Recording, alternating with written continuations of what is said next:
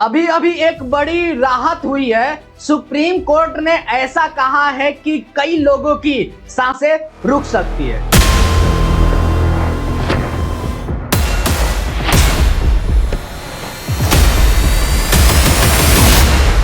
क्या छात्रों के खिलाफ केस वापस हो सकते हैं? हाँ, राज्य सरकार चाहे तो ये केस वापस ले सकती है, पर ध्यान रखिए जो लोग ने हिंसा और या बड़े अपराध किए हैं उन पर अलग से कार्रवाई होगी। सरकार ने भी कहा है कि वह छात्रों को मदद करने के लिए तैयार है। अगर पुलिस ने गलत किया है तो उसकी जांच होगी। अलग सुनवाई 18 अगस्त को है, तब एक अलग कमेटी और नियम बनाए जाएंगे। डरने की जरूरत नहीं है, युवाओं के अधिकार बचेंगे और न्याय भी होगा। आज युवाओं की एक और बहुत बड़ी जीत हुई है। अब काकरोच जनता पार्टी के प्रदर्शनकारी छात्रों को लेकर जो लोग रोज रोज डर का माहौल बना रहे थे, उनके लिए बड़ी खबर सामने आई है। अगर सुप्रीम कोर्ट इस टिप्पणी और रुख को आगे रखा जाए तो अब बीजेपी शासित राज्यों के मुख्यमंत्री भी सिर्फ बहानेबाजी कर अपना पलड़ा नहीं झाड़ पाएंगे। सीजीआई सूर्यकांत ने सुनवाई के दौरान ऐसा रुख दिखाया जिसने पूरे माहौल की दिशा बदल दी। एक तरफ के संदेश दे दिया है कि अगर कोई नागरिक, कोई छात्र या कोई युवा लोकतांत्रिक तरीके से अपनी बात रखता है तो उसके अधिकारियों की रक्षा करना भी कानून और संविधान की जिम्मेदारी है। सिर्फ इसलिए कि किसी ने सरकार के खिलाफ आवाज उठाई, उसे अपराधी की तरह नहीं देखा जा सकता है। नमस्कार, मेरा नाम है सोनू और आप देख रहे हैं पॉलिटिकल सच्चाई। जो भी बातें होगा सच के साथ होगा। पिछले कुछ दिनों से आपने भी देखा होगा कि जैसे ही काकरोच जनता पार्टी का आंदोलन खत्म हुआ, उसके बाद एक जनहित याचिकाएं दाखिल होने लगी। इन याचिकाओं का केंद्र वही प्रदर्शनकारी छात्र हैं जिन्होंने कई दिनों तक आंदोलन किया। इधर सोशल मीडिया पर अलग ही माहौल बनाए गए। कई प्रदर्शनकारी छात्रों के नाम वायरल किए गए। कुछ के पीछे पुलिस की कार्रवाई की खबर आने लगी। वही सोशल मीडिया पर ट्रोल करने वालों को पूरी फौज सक्रिय हो गई। किसी को धमकियां मिली, किसी को बदनाम करने की कोशिश हुई तो किसी के खिलाफ कार्रवाई की बात उड़ाई जाने लगी। हर तरफ एक ही लाइन सुनाई दे रही थी, अब आंदोलन खत्म हो गया है, अब एक एक हिसाब बराबर होगा, अब सबके खिलाफ कार्रवाई होगी, अब कोई नहीं बचेगा। लेकिन मामला जैसे ही सुप्रीम कोर्ट पहुंचा, तस्वीर बदलती दिखाई दी। सुनवाई के दौरान अदालत का रुख यही संकेत देता दिखाई दे कि लोकतांत्रिक विरोध और संवैधानिक अधिकारों को हल्के में नहीं लिया जा सकता है। अगर किसी ने शक्तिपूर्ण तरीके से अपनी बात रखी है तो उसके अधिकारियों को भी सुरक्षा होगी। कानून का इस्तेमाल डर पैदा करने के लिए नहीं बल्कि न्याय सुनिश्चित करने के लिए होना चाहिए।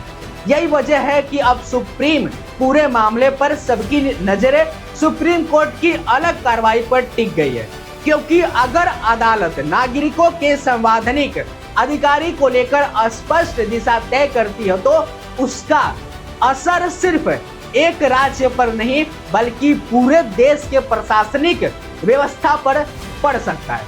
हालांकि यह भी उतना ही जरूरी है कि अंतिम निष्कर्ष अदालत के आधिकारिक आदेश और रिकॉर्ड पर आधारित होगा। इसलिए आगे जो भी फैसला आएगा वही इस पूरे विवाद की वास्तविक कानूनी तय करेगा। काकरोच जनता पार्टी के जो हेड हैं, और देखिए इन्होंने क्या कहा है सुप्रीम कोर्ट पर।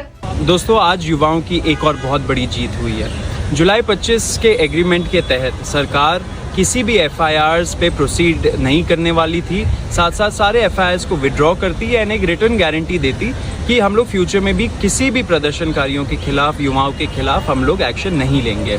लेकिन कुछ पीआईएल्स आए सुप्रीम कोर्ट में जिसके वजह से कुछ कन्फ्यूजन हो रहा था एंड सरकार हमको बोल रही थी कि कुछ सर्कमस्टांसेस में वो एफआईआर्स पे प्रोसीड करेगी। लेकिन आज सुप्रीम कोर्ट में जो केस चला उस हियरिंग में मैं था एंड इसमें यही आया निकल के कि सुप्रीम कोर्ट ने क्लैरिफाई किया कि अगर स्टेट्स को विड्रॉ करना है सारे एफआईआर स्टूडेंट्स और प्रोटेस्टर्स के खिलाफ तो वो कर सकती है। सेकेंड चीज़ निकल के आया, जो क्रिमिनल एंटीसीडेंट्स वाले प्रोटेस्टर्स थे उसमें सिर्फ जिनके खिलाफ संगीन आरोप लगे हैं, हीनस क्राइम्स जैसे कि मर्डर और रेप, सिर्फ उनके खिलाफ अगर उन्होंने कुछ प्रॉब्लम किया, वायलेंस किया, तो उनके खिलाफ सरकार एक्शन ले सकती है फ्यूचर में। साथ साथ ये भी निकल के आया कि जो दूसरे कन्फ्यूजन थे वो भी सुप्रीम कोर्ट ने हटाया। सुप्रीम कोर्ट ने ये भी इंडिकेट करा कि वो अपनी कंप्लीट जस्टिस की पावर जो उसे आर्टिकल 142 में मिलती है, वो उसको भी यूज़ करके जो सारे FIRs हैं उनको एक साथ क्वॉश कर सकती है। उन्होंने ये ऑप्शन दिया है एक। And with respect to Ruchika, जो भी सारे माइनर के केसेस चल रहे थे, हम उनकी फैमिलीज़ के साथ टच में हैं। मैंने ऑलरेडी एक वीडियो कल डाली थी जिसमें मैंने बताया था कैसे रुचिका की मम्मी को परेशान करा जा रहा था, तो वो अपना घर छोड़ के कहीं और पे रह रहे हैं। बट उनको ये अश्योरेंस भी मैंने दिलाया था कि कोई भी लीगल एक्शन नहीं लिया जाएगा। एंड साथ ही साथ बाकी जो बच्चियाँ हैं जिनको डॉक्स करा गया, जिनके इन्फॉर्मेशन को निकाला गया, उनके अगेंस्ट भी कुछ जिन्होंने कह रहे थे कि जिन्होंने आपत्तिजनक कुछ शब्द यूज़ करे हैं, उनके अगेंस्ट एक्शन लिया जाएगा, वो सब नहीं होगा।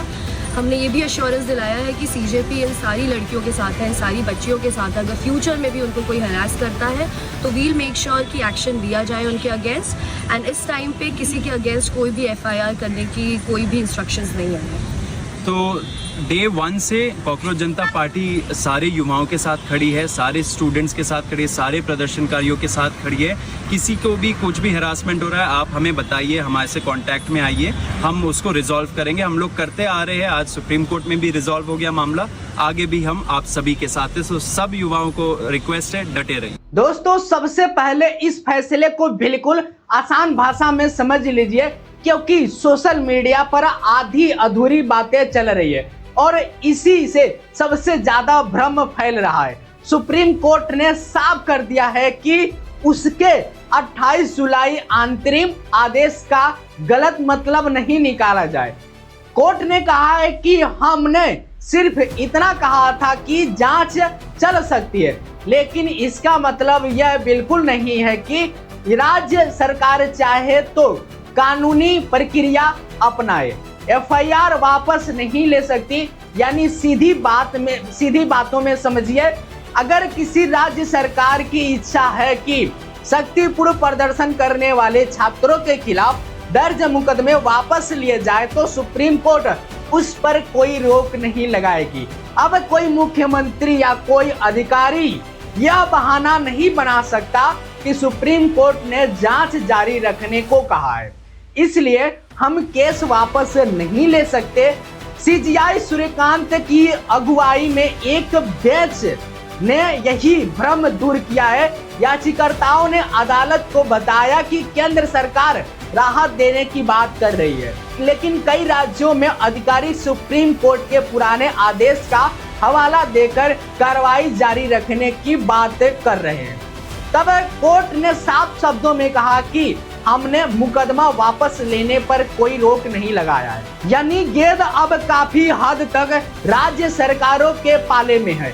अगर वह चाहे तो कानून के मुताबिक फैसला लेकर छात्रों को राहत दे सकते हैं। अब सिर्फ माफ कीजिए कहना काम नहीं चलेगा। मामले की सुनवाई का एक और बहुत जरूरी हिस्सा भी है। सॉलिसिटर जनरल तुषार मेहता जो केंद्र सरकार के तरफ से बोल रहे हैं, कोर्ट ने कहा है कि सरकार छात्रों को मदद करने के लिए तैयार है, लेकिन जो भी भीड़ का फायदा उठाकर हिंसा या गंभीर आरोप में शामिल हुए हैं उन्हें किसी भी तरीके की छूट नहीं मिलनी चाहिए। उन्होंने अदालत को बताया कि दिल्ली में 2738 ऐसे लोगों की पहचान की गई है जिन पर हत्या, रेप, डकैत जैसे गंभीर मामलों के आरोप हैं। सरकार का कहना है कि ऐसे लोग आंदोलन की आड़ में हिंसा फैलाने पहुंचते थे, इसलिए उन्हें सामान्य प्रदर्शनकारियों के साथ नहीं रखा जा सकता है। उधर छात्रों की तरफ से वरिष्ठ वकील अभिषेक मनु, शिवी गोपाल, शंकर नारायण और वीरेंद्रा ग्रोवर ने अदालत में कहा कि उन्हें भी किसी अपराधी को बचाने में कोई दिलचस्पी नहीं है, लेकिन अगर कुछ गंभीर अपराधियों की आड़ लेकर हर छात्र या प्रदर्शनकारी को निशाना बनाया जाए तो यह न्याय संगत नहीं होगा। इस पर सुप्रीम कोर्ट ने भी बहुत महत्वपूर्ण बातें कही है। सुप्रीम कोर्ट ने साफ कहा है कि छात्रों की आड़ में छिपे अपराधी किसी रियासत के हकदार नहीं है, लेकिन यह बात केवल उन लोगों पर लागू होगी जिन पर गंभीर और जघन्य अपराधों के अपराध है। यानी अगर किसी छात्र पर किसी आंदोलन में शामिल होने, नारे लगाए या किसी मामूली आरोपों में मुकदमे दर्ज हुए तो उसे उसी नजर से नहीं देखा जा सकता है जिस नजर से हत्या, बलात्कार या डकैती जैसी गंभीर मामलों के आरोपियों को देखा जाता है। अभी तक तो सरकार और उनकी पुलिस इसी नजर से छात्रों को देख रही थी। यही वजह है कि अदालत ने साफ कर दिया है कि आपराधिक पृष्ठभूमि का दायरा केवल गंभीर अपराधों तक सीमित रहेगा। छोटा या मामूली मामलों में नामजद छात्रों को उसी श्रेणी में नहीं रखा जाएगा। वरिष्ठ वकील गोपाल शंकर नारायण ने अदालत से कहा है कि प्रदर्शन के दौरान छात्रों पर जरूरत से ज्यादा बल प्रयोग किया गया है। उन्होंने यह भी सवाल उठाया है कि बिना वर्दी पहनने वाले, लाठी चलाने वाले लोगों के बारे में सरकार ने अभी तक कोई स्पष्ट जवाब नहीं दिया है। इस पर चीफ जस्टिस ने भी साफ शब्दों में कहा है कि अगर किसी पुलिस अधिकारी ने कानूनों का उल्लंघन किया है तो उसे भी संरक्षण नहीं मिलेगा।